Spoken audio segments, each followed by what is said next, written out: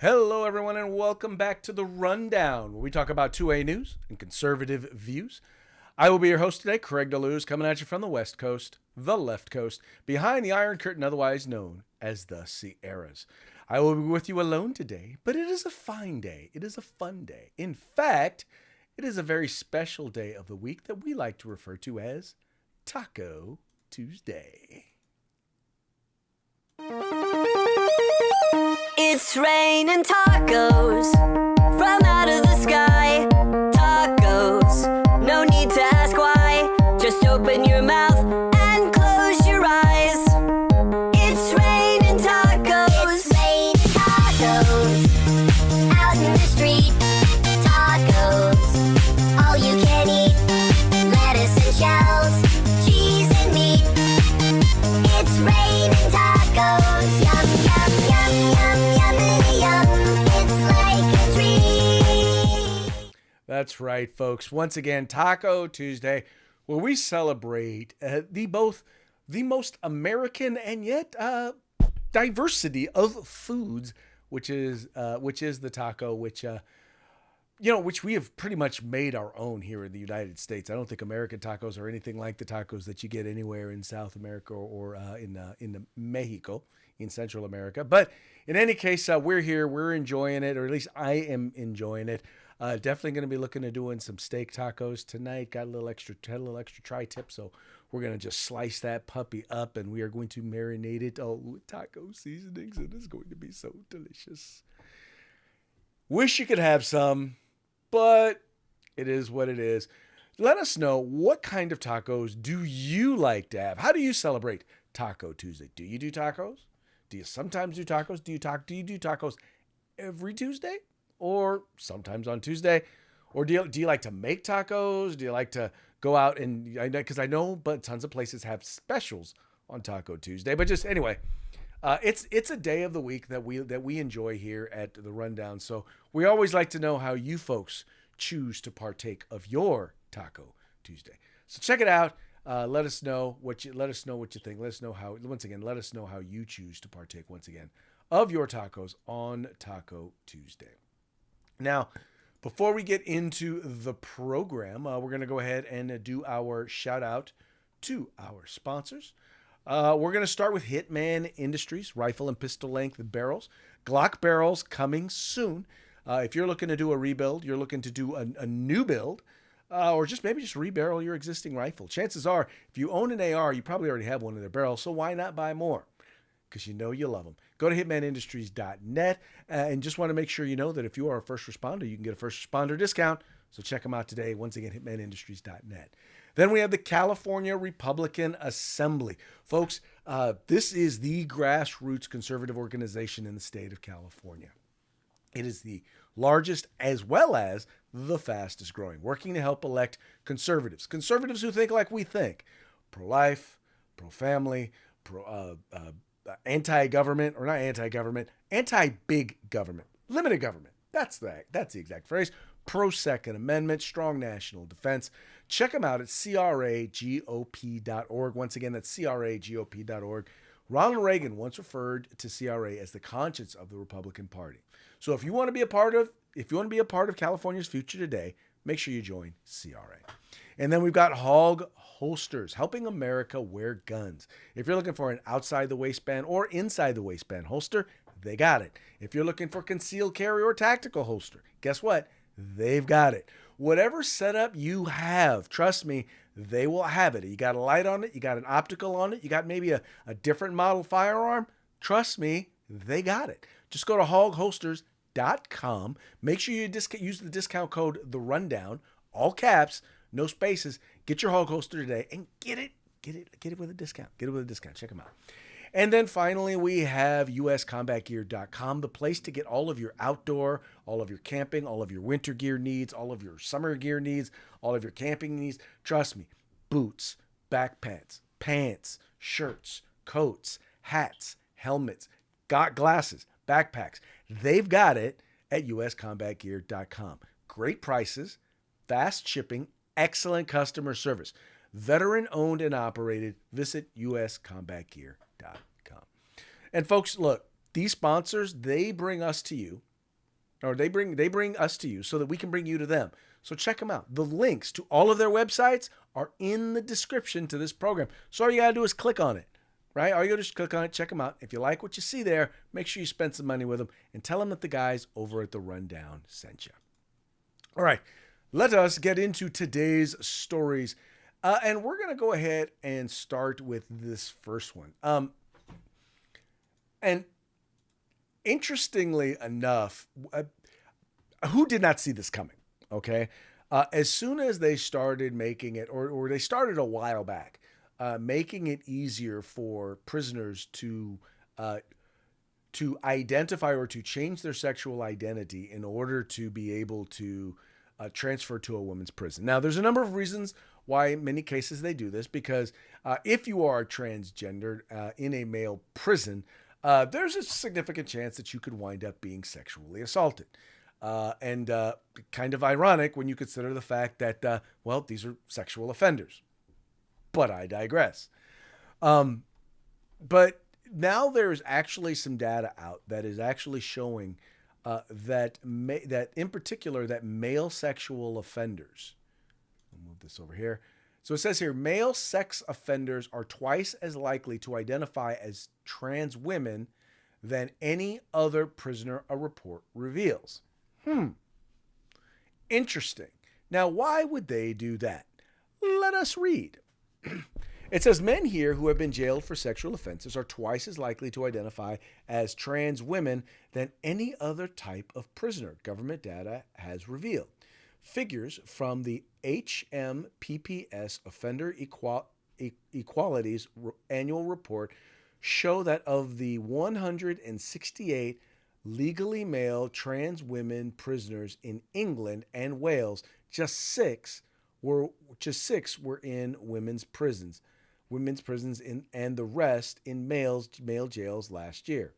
Further, 11 who were in women's institutions legally changed their gender through gender recognition certificate.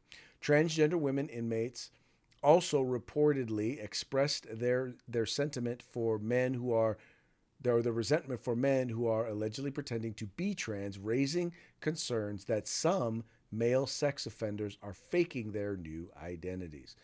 The finding made through interviews with male inmates in prison for sex crimes was revealed in unpublished research commissioned by the Ministry of Justice, which has seen Prisoner Magazine, which was seen by Prisoner Magazine Inside Time. Now, you wonder why this is happening. And the reason why this is happening is because you've got some of these individuals. Once again, number one, they claim that they are worried about being sexually assaulted. I find that incredibly ironic, considering the fact that that's in fact what they are in prison for. Just seems, I don't know, seems like some kind of ironic justice that they should probably stay in a male prison. But anyway, that having been said, the other thing that we've found is happening is a rash of sexual assaults on female prisoners by some of these quote unquote female, male to female transgender folks. The folks who was the gentleman who was lady and gentleman, or gentleman turned lady. Anyway, the transgender person who was on the who you saw on the cover photo. This is part of an article that was, now it's a little bit older article, but here it says, transgender prisoner born a male who sexually assaulted female inmates after being jailed for rape is sentenced to life. Now, this was from 2018. Trust me, this is not the only incident where this has happened. This is definitely not the only incident where this has in fact happened. This happened in California, where it's happened in California. It happened in it happened in a school actually, where a transgender student raped one student and then was transferred to another school where basically turned around and raped another girl. But that's a whole nother story. The point is that what they have done, what the left has done, is opened a door for sexual predators. In some of these cases where you hear about the male or people with male genitalia walking naked through locker rooms, In several of those cases, in particular, some of these spas, in some of those cases, those have been individuals who have actually have records as sexual offenders. Now, I'm not saying that's the case with every transgender person. I'm not saying that, so please don't say that I'm saying that. But I'm saying that what they're doing is they're creating an opportunity for males who are not truly dealing with or suffering from gender dysphoria to be able to exploit the opportunity to go into spaces where women should feel safe and accost them. In some cases, physically accost them by putting their hands on them and sexually taking advantage of them. Or in some cases, just simply by exposing themselves. In either case, this is a trend that I think anyone with a rational mind saw coming and should have seen coming. But evidently, we don't have many of these rational minds anywhere in government.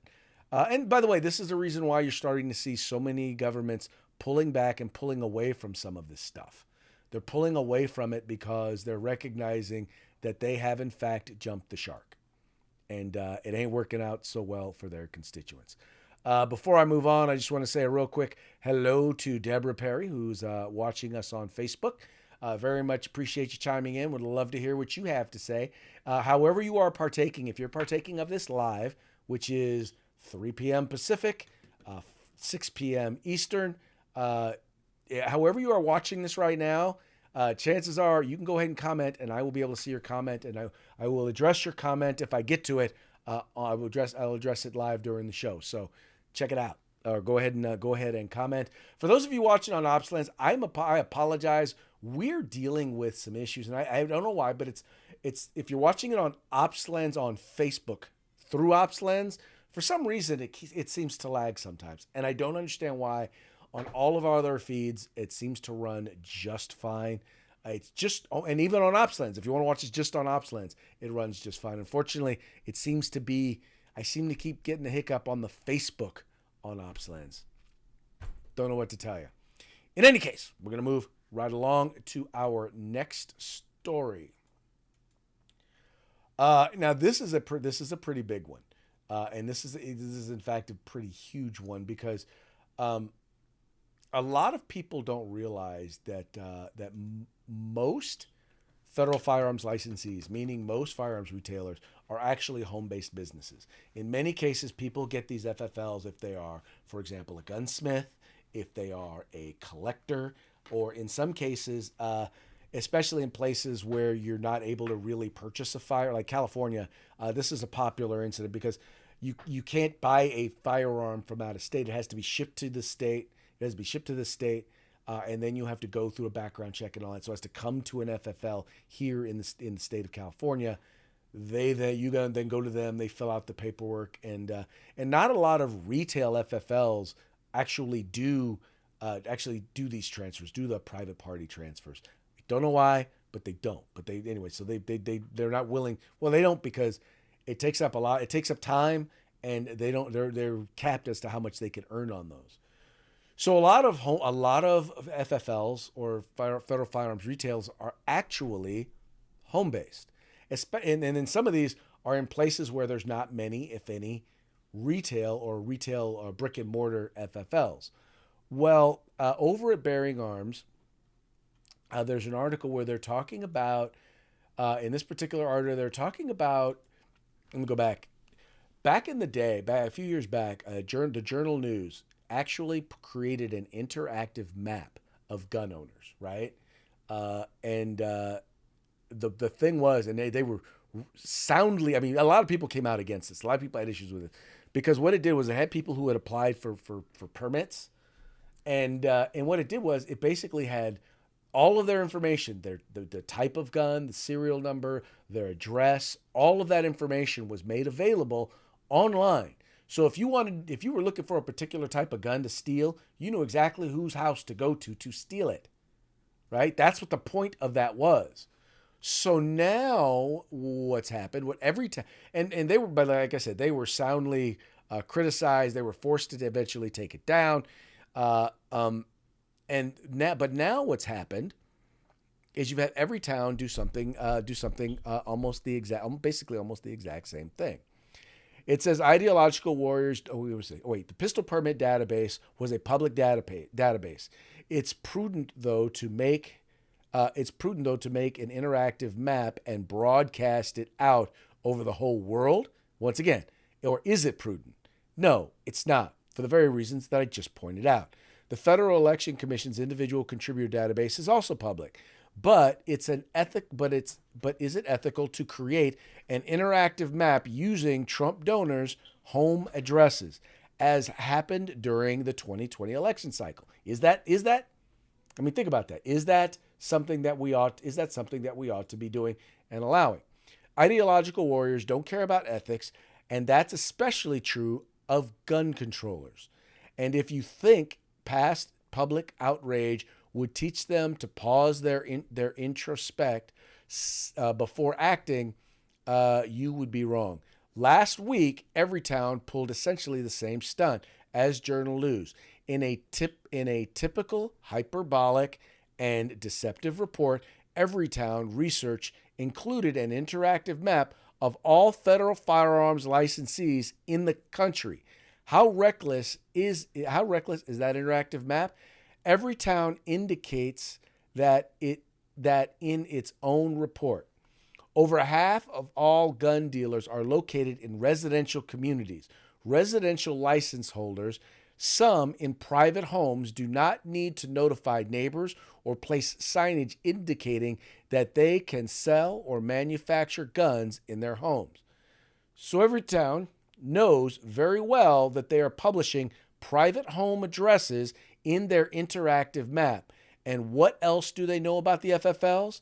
There are roughly 5 incidents per day where firearms go missing from gun dealers through robbery, burglary, larceny, and other loss. Too often, these guns are diverted to an illegal market. So think about this. Now, I want you to think about this, folks. Understand what they're saying here. They know that most of these places are in residential neighborhoods, and they're in people's homes, right? They know that at any given time they could have several firearms going to and from, but they could have several firearms there in their homes, right? There's no signage, there's no public advertising or anything like that until now. Now, all of a sudden, there's an interactive map of exactly whose home you need to break in to steal a bunch of guns. Really? Really? I mean, can you really be that stupid? Are they really that? Well, evidently they are really that stupid. I think in every incident, if there is an incident at all, any incidents at all, where firearms are stolen from any of these folks, they should be able to have, they should be able to have Everytown charged as an accessory to the crime. Period. Because Everytown has pretty much told them everywhere you can go to find a home FFL. Now, you may not know exactly what firearms they possess there or they have there, but you definitely know there's an increased likelihood that there are firearms there. It's idiotic. I absolutely positively cannot believe that they thought that this was a good idea. I mean, if they really care, if they really care as they care about making sure the firearms don't wind up in the hands of criminals, then maybe you shouldn't perhaps create a list where they can go shopping for free for firearms. Oh, God, just beyond idiotic. But that's Everytown for you because, well, Everytown is a bunch of idiots. And they're idiots, once again, they don't care about keeping you safe. They don't care about protecting the public from those who would seek to do harm to others with firearms, right? They want to make sure that those who would be potential victims don't have access to a means to be able to defend themselves. Because they think by getting rid of the big, mean, ugly, nasty gun from the law-abiding citizens, that the criminals will automatically give up their guns. I know what you're saying. I know what you're saying. You're saying doesn't make sense. Deborah said it perfectly. She said, that's sad and extremely dangerous. Can they sue the people that put the map out? Well, you can bet that somebody's going to be filing an injunction to go after every town. But the problem right now is the map is out there. So you don't know who's already had access to it, who's already downloading information from that interactive map. We just don't know. We just don't know right now. And once again, I would just assume that if someone broke into my FFL and stole guns, I would assume they got it off the map from every town, and I would sue their asses. I'm sorry, their buttocks. I'm sorry, that was salty language. I apologize. All right, let's move on to our next story. Let's see what we got here. Oh, here we go. Removing security clearances for security experts. I know you're wondering exactly what's going on with that. Do you remember the 50-plus experts who signed a letter, 50-plus national security experts who signed a letter that they gave to Donald Trump, or that they sent out, basically saying that the Hunter Biden laptop story had all the cues, all of the signals of Russian disinformation. And you remember they pretty much got organized. They pretty much were invited or asked by the Biden campaign to put that letter together and pretend like they were doing it. Oh, we're just trying to be nice. We're just trying to prevent disinformation or misinformation. Well, once again, we know that they did not come up with that idea themselves. And then we also know that they did so specifically in order to help protect Joe Biden. Well, now, let's just say that Republicans are fighting back.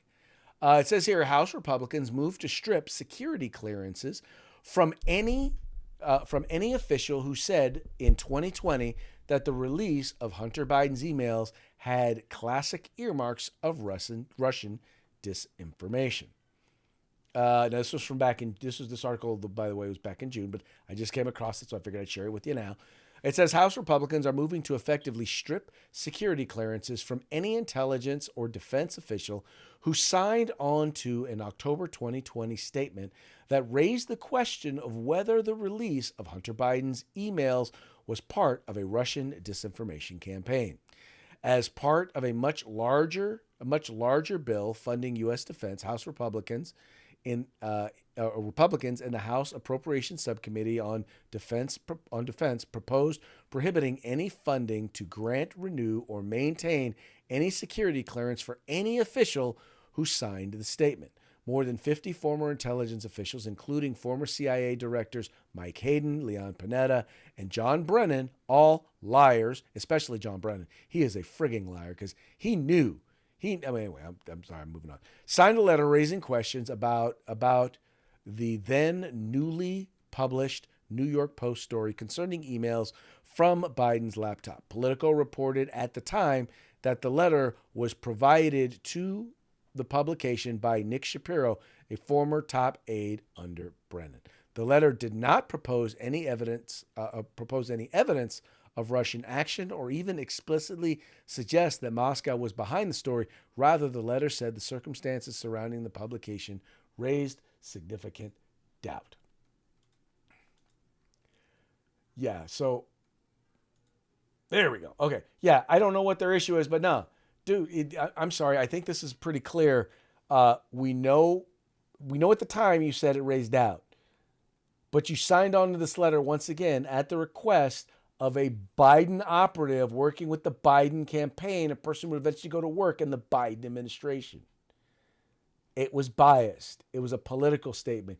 And you used the fact that you have security clearances. You used the fact that you're a former security official. You used that title in order to affect the outcome of a political campaign.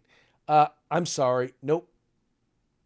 You surrender all rights to be able to continue to use that title. I'm sorry. I don't understand why these folks have security clearances beyond when they're in office. Anyway, I don't know. Maybe some of y'all out there know or understand why. If you do, tell us in the comments. I mean, or tell me this. Am I the only one who thinks it's odd that people who no longer serve in security agencies or never longer serve in administration have security clearances. I could see if you just left only because maybe they need to talk with you about certain stuff. Maybe they can, and they want to maybe they could give you a provisional, but I don't understand why you keep your security clearance. It makes no sense to me because clearly it is now something that is being weaponized by Democrats in order to attack Republicans. That thing got to go. That thing once you decide you are no longer going to be nonpartisan with stuff like that, you're going to abuse it. If you're going to abuse it, you lose it. That's just my perspective. All right, moving on to our next story. SCOTUS decision supported by voters. Now, here's the reason why this is. Now, by the way, I probably should. I made a mistake because I should have put decisions. So what they've been doing is there were a number of decisions that came out about a week or so ago, maybe a little more than a week ago, from the Supreme Court regarding a number of different things. And the interesting thing is that while Democrats have been lambasting Republicans, I know this because I work with I have clients who are on that side of the aisle. I do a lot of media stuff on that side of the aisle, and I have been following what they have been saying. And they are first of all, they're praising the liberal justices for the BS that they are making up. By the way, just so you understand, the dissenting justices are not making any of their decisions based on law. They're trying to cite the most logical thing that they are citing is precedent, right? And precedent that I think that most of us would agree was wrongly decided. And when I say wrongly decided, because it wasn't consistent with the law. It wasn't consistent with history. It wasn't consistent with the Constitution. And thus it was wrongly decided, which is why in some of these cases, some of this stuff is being overturned because it was not based on any law. It wasn't based on the Constitution. It wasn't based on anything except somebody believing that they needed to right a wrong in their own eyes, right? In their own eyes, it was a wrong. So therefore they needed to right it. And don't get me wrong, there are some wrongs that need to be righted, but there's the way in which you do it. If you want to actually change law, guess who changes law? That's the legislative branch, right? The legislative branch changes law. If you want to change law, Mr. Supreme Court Justice or justices or whatever, retire from the Supreme Court, run for the House or run for the Senate. Then you get to write law, but you don't get to write it from the Supreme Court bench. Right? Instead, they want to write it based on their feelings. Nothing more than feelings. That's right. That's all they want to base it on is feelings, right? Because once again, not based in law, not based in fact, right? I mean, by the way, just so you know, there was a fact that was actually stated by Ketanji Brown Jackson in her thing that has been in one of her dissents that was clearly she has just been lambasted for because it is completely and utterly numerically impossible. But she stated it anyway because it's a nice fact. It's a nice fact, or it seemed like a nice fact, and she very much enjoyed sharing that nice little fact. But anyway, all that having been said, what we are now finding is that Supreme Court rulings are popular despite Democratic outrage. So even though Democrats are upset and angry about it, the public, not so much. It says here, the Supreme Court's recent decision on two major cases are popular, according to a new poll, despite strong Democratic criticism of the justices' rulings. The Redfield and Wilton Strategies poll, carried out on behalf of Newsweek, asked eligible voters their views on the court's decisions in 303 Creative LLC v. Elenis and Students for Fair Admissions, Inc. versus President and Fellows of Harvard College, and found support for the rulings. Prominent Democrats have strongly criticized both decisions, which dealt with First Amendment and affirmative action respectively, with President Joe Biden saying this is not a normal court in response to the affirmative action decision. Nonetheless, The Redfield and Wilton Strategies survey found 51% of respondents said they supported the ruling in 303 Creative, where the court ruled in favor of a Colorado woman who designs websites for weddings and wanted to post a notice on her website saying that because of her Christian beliefs, she isn't willing to design wedding websites for same-sex couples. The court found the First Amendment prohibits Colorado from compelling the woman to produce expressions she disagrees with. When asked about the ruling, 30% of respondents said they strongly support it, and 21% they support it, a total of 51%. Further, 12% were strongly opposed, while 10% of those polled were opposed, and 21% said they were neither opposed nor supported the decision. 6% responded, don't know. Interesting. So 21% said that's interesting. Okay, that's good. Okay, then here it says the Redfield Strategies poll conducted among 1,500 eligible voters on January 6, 2023. In a statement, let me move on. Let me move further. I want to go down and see what it says about the other decision. Here we go. 43% of respondents supported the president having the responsibility for naming nominees for appointing the Supreme Court, while 23% didn't support it, 8%. So in other words, people don't want to change how the Supreme Court works. Dun, dun, dun. Okay, here we go. Redfield and Wilton Strategies poll found that 29% of eligible voters strongly support the Supreme Court's decision on affirmative action, with 21% saying they supported it. Total, once again, of 50%. Just 10% of respondents said they strongly opposed the ruling, while 11% said they were opposed, and 22% said they were neither opposed nor supported it. So basically, 21% of people, of eligible voters, said that 21% said that they disagreed with it, and 50% said that they actually agreed with the decision, which is kind of weird. Now, I will say this. The job of the Supreme Court is not to do what's popular. So whether or not the poll exists, no matter what the poll says, what you do has to be the Supreme Court, whatever the courts do, has to be based on the law and the Constitution, not based on what is popular. So let me just get that out of the way first.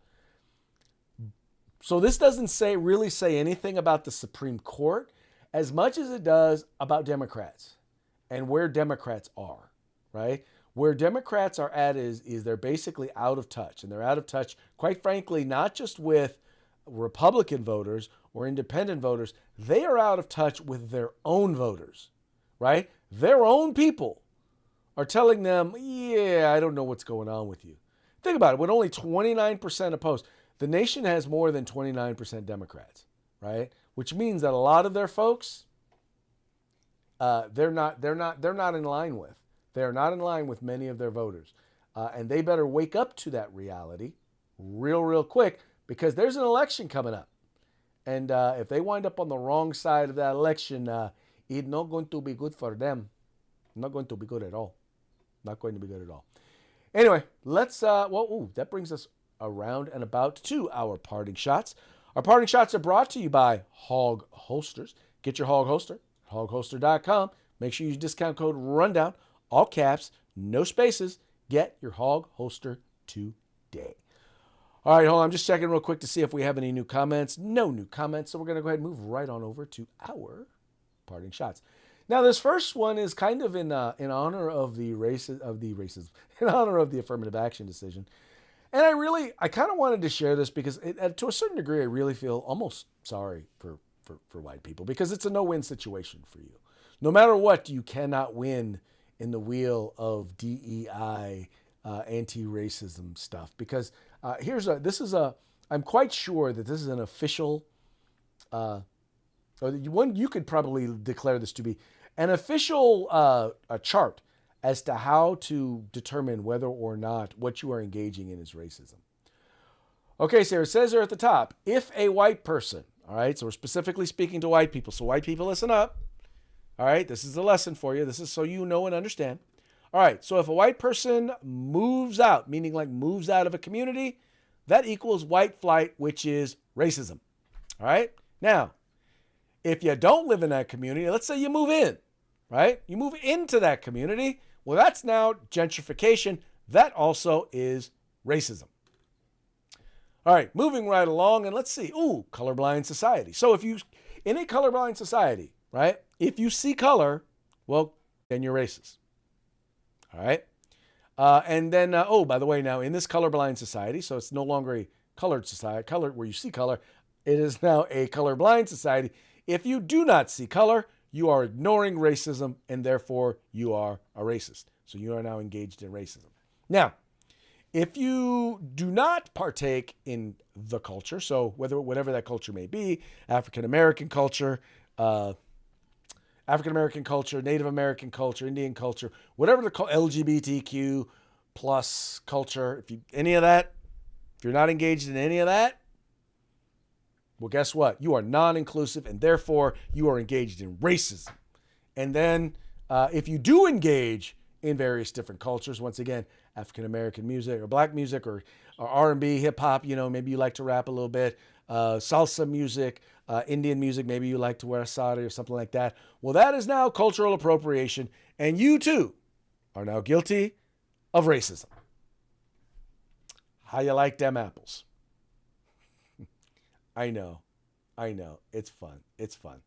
All right, this next one that I want to share with you, this was one that, quite frankly, hold on. I'm gonna come back. I was gonna go ahead and just put it up, but I wanted to talk with you just real quick about this one. So, I don't know if you've seen the movie Sound of Freedom. If you haven't, go to the movies, see it. From what I hear, I have not seen it yet. It's a phenomenal film. When the guy who made this, when he tried to make it, first of all, Disney had the rights to it, had no plans to make it. He bought the rights to it. He went to Netflix, he went to Amazon. He could not get any major studio to fund it. So he basically went out and he crowdfunded for it. And this is a movie about international child trafficking, child sex trafficking to be specific. And it's a movie in particular about a real life Homeland Security agent who basically went and saved, and it specifically speaks to, he went and saved 102 children and arrested dozens of sex traffickers, child sex traffickers, international sex traffickers. But the point I'm trying to make here is, I'm trying to figure out what is wrong. Why is it that the mainstream media, and this is what's happening, you're seeing it at CNN, you're seeing it at USA Today, you're seeing it, a bunch of mainstream media are basically hating on this movie. And for example, I saw them refer to it as QAnon adjacent. And I don't understand why. It's like, do you support child trafficking? I mean, is that what it is? Do they support child trafficking? I don't understand it.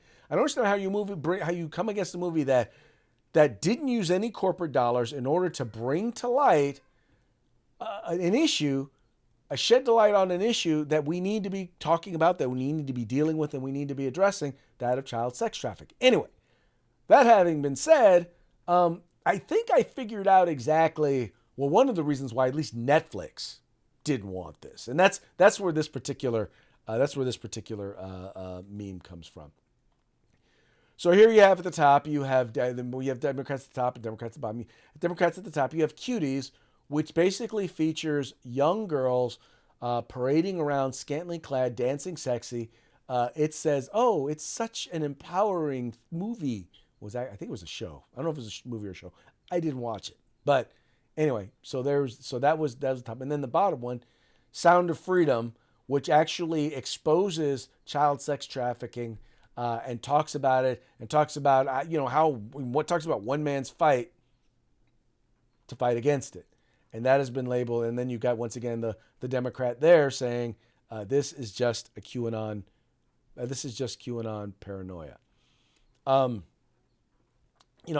saw one person critiquing it. And what they said was, they said, well, that's because they're just trying to ignore the fact that most sexual abuse actually occurs in the home. It's usually a family member or someone they know. And I don't disagree with that. I don't take away from that at all. I don't disagree with that. But that's not why they're doing it. That's not the point of it. The point of this is that there is an international industry, a multi-billion-dollar industry that is engaged in trafficking of children. And if you don't believe that's the case, let me tell you, there have been millions of unaccompanied minors who have come across our southern border. And let me just hip you to something. There are a bunch of them. We have absolutely no idea where they are. A whole bunch of them. And oh, by the way, many of the ones that we do know where they went, we don't know where they are now. Because we didn't do much of a process of following up to make sure that these people were actually going to be taking care of them. We don't know. Now, I'm not saying all of those children are being sexually trafficked. I'm not saying all of them are being trafficked or all of them, but I can tell you this. I do know we see reports of child labor being done, of people getting busted for child labor, having minors working, or minors doing jobs that, kids shouldn't be doing, right? And I'm willing to bet that enough of that there's a good, decent share of those minors who have disappeared into this country. Disappeared because they crossed our southern border and we don't know where they are. We just let them loose, that are now engaged in sex traffic. So I'm just saying, CNN, USA Today, those of you out there who are criticizing this movie, I don't understand it. I don't get it. And you should be ashamed of yourselves. Anyway, I'm sorry. I did not mean to take us down that dark road. But you know what? I'll bring us back on a lighter note.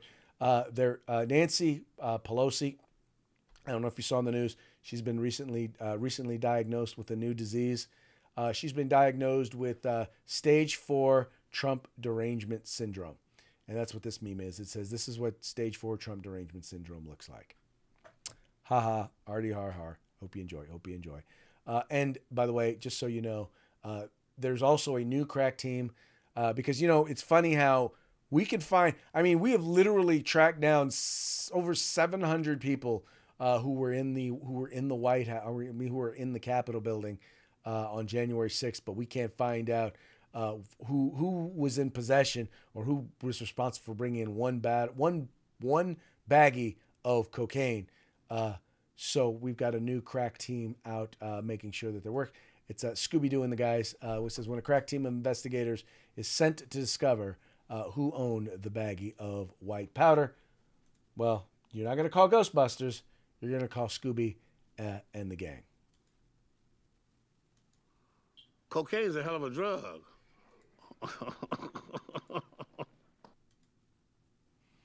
All right, folks. Well, hey, that's going to do it for today's show. But before we go, please make it a point to visit our sponsors. You've got Hitman Industries. Go to hitmanindustries.net. Rifle and pistol length barrels. That's the place to get them. Glock barrels are on the way. Keep an eye out. California Republican Assembly. Become a part of California's future today. Join CRA. Hog Holsters. Get your Hog Holster at hogholsters.com. Use discount code RUNDOWN. All caps. No spaces. Get your Hog Holster today. And then we've got USCombatGear.com, the place to get all of your outdoor gear, tactical gear. I think they have hunting gear. They may have hunting gear, but whatever it is, trust me, you can find it there at USCombatGear.com. And I want to give a shout out to Otis. I hope I did not mispronounce your name, but wanted to say thank you for tuning in. Well, she said it was very interesting. I'm glad you found it interesting, and I hope that you will encourage your friends to tune in as well. We are on every weekday, Monday through Friday, 3 p.m. Pacific, 6 p.m. Eastern. Now, if you can't watch us live, oh, by the way, and you can watch us, we're on YouTube, we're on Facebook, we are on Twitter. You can find us on Twitter. OpsLens is a great place. Now, if you can't watch us live, you can also find us where you can listen, by the way, wherever you get your podcasts. Just look for The Rundown, 2A News and Conservative Views. As well as you can, by the way, you can also watch us on Spotify. They let you listen and watch. That's where I get a lot. That's why I that's why I do a lot on Spotify. I get most of my podcasts on Spotify. That's what I was trying to so ineloquently say. In any case, that's it for today's show. We appreciate you tuning in. We appreciate you liking and sharing the program. Encourage your friends to do the same. We will be back tomorrow on Hump Day. Y'all take care.